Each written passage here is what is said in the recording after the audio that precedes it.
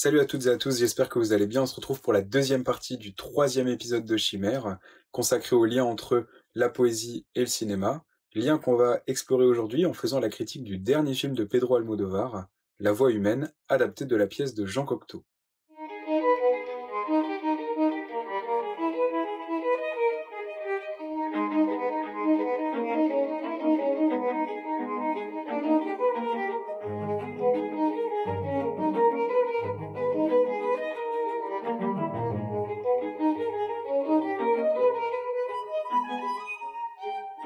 Alors cette partie sera beaucoup plus courte, elle va s'articuler comme un conseil cinéma, ou on pourrait dire plus sérieusement une critique, qui n'engage que moi, mais qui a pour but de créer une discussion autour de ce film.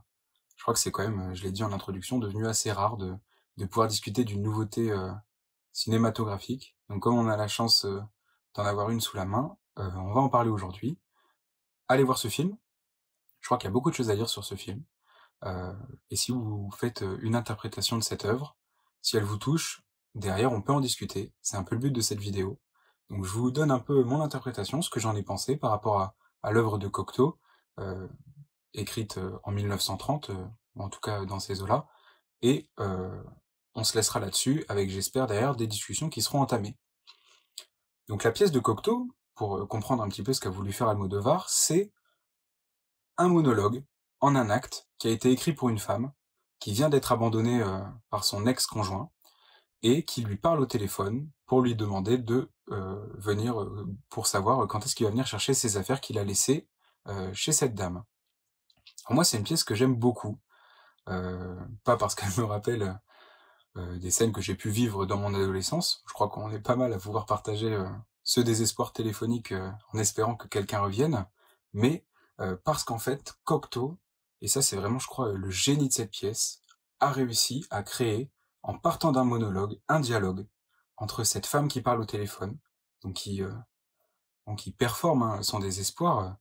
On part en pleurs, tout devient très dramatique très vite, c'est une vraie escalade de souffrance, et donc un monologue qui devient un dialogue entre ce désespoir et les silences, parce que au bout du fil, on n'entend jamais ce que lui répond son amant, en tout cas son ex-amant. Et donc en fait, on est suspendu à ces silences pour savoir quand est-ce que ou comment ce désespoir va évoluer jusqu'à la fin, euh, jusqu'à une fin qui est assez intéressante de mentionner parce que quand Pedro Almodovar reprend cette pièce pour l'adapter, il change la fin.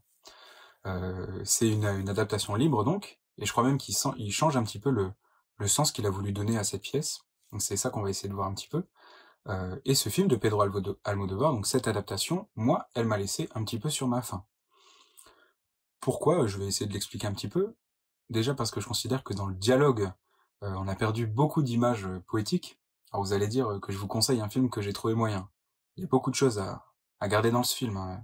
Les décors sont magnifiques, la musique est très bonne, donc l'actrice, donc Tilda Swinton, joue merveilleusement bien. Je crois qu'elle incarne parfaitement, surtout dans ses expressions de visage, le désespoir et le drame qui s'accentue. Jusqu'à, bon, désolé, je spoil, la fin, dans la manière dont c'est adapté, je crois que ça a été aussi très modernisé, parce qu'en fait, à la fin, bon, bah, la femme fout le feu au décor et s'en va. Donc elle brûle son passé et elle se dirige vers demain, ce qui est radicalement différent de ce qu'a pu faire Cocteau, où la femme vraiment finit par se morfondre et, et tout se termine là.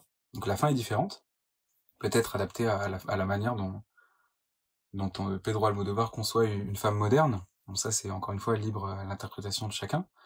Mais ce qui change, et ce qui déçoit, je trouve, dans le film d'Almodovar, c'est les dialogues. Alors Cocteau est quand même écrivain.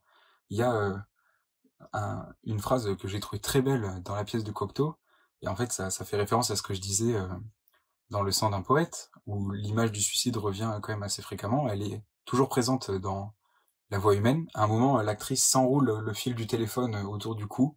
On comprend le parallèle avec la pendaison, et elle dit «J'ai ta voix autour du cou». Et ça, c'est une image qui est quand même fatalement érotique, avec l'idée de la présence de cet amant qui l'amène aussi à une fin, en tout cas à la mort. Et tout ça, on le perd un petit peu chez Cocteau. Pardon, chez Almodovar, j'ai trouvé les dialogues, en tout cas le monologue, donc le texte, plus pauvre. Il y a aussi quelque chose qui m'a beaucoup dérangé dans ce film, et j'ai fait quelques recherches pour savoir, s'il y avait eu un partenariat avec Chanel, c'est, le nombre de placements de produits. Alors vous verrez à un moment, vous avez vu, à un moment elle ouvre un miroir dans sa salle de bain, il y a un gros flacon Chanel, à un moment elle parle, donc au téléphone et elle dit, «J'ai placé tes lettres dans ce sac, Chanel» et il y a pas eu d'annonce en fait de partenariat. Donc je sais que c'est un petit peu difficile en ce moment pour, l'industrie du luxe puisque tous les défilés sont dématérialisés, mais c'est bizarre quand même de voir, comme ça, surtout pour un cinéaste aussi connu, une publicité, presque offerte de 30 minutes. Ça a pas été mentionné, ça nuit à la qualité du film je trouve et heu et c'est quand même à mentionner. Bon c'est un point dommage, enfin c'est regrettable, hein, pour le film et mais bon là je suis arrivé, à la fin, sur les points négatifs. Je crois que j'ai mal, moi j'aurais pas été un bon publicitaire, mais il faut quand même voir ce film. Parce que Pedro Almodovar, il développe quand même une vision du cinéma. Je crois que Cocteau a écrit une tragédie pour une femme et Almodovar l'a réinterprétée pour une actrice et en fait à travers, cette image de d'un amour qui se perd, il y a aussi, pour Almodovar l'idée de parler d'un cinéma qui meurt et c'est développé assez subtilement. Almodovar fait quelque chose qu'il fait très bien, même dans son dernier film, donc qui est magnifique, hein, et c'est peut-être aussi pour ça que qu'on est un petit peu, enfin que j'ai été un petit peu déçu par ce nouveau. Il y a une manière de lier la mélancolie et la poésie qui est folle, qui est merveilleuse, qui est très belle, et ça on le retrouve quand même dans La Voix humaine, donc ça, rien que pour ça, ça vaut le coup. Le générique aussi est très original, il y a une succession, d'outils qui forment, La Voix humaine et Almodovar. Ça c'est assez original.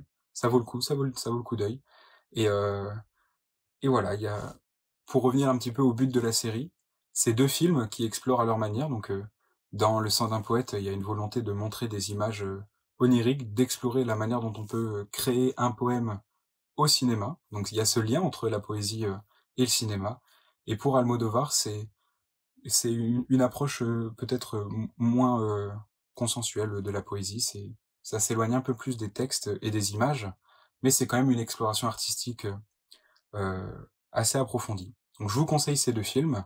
J'espère qu'ils vous ont plu ou qu'ils vous plairont en fonction de si vous les avez vus avant ou après avoir regardé la vidéo.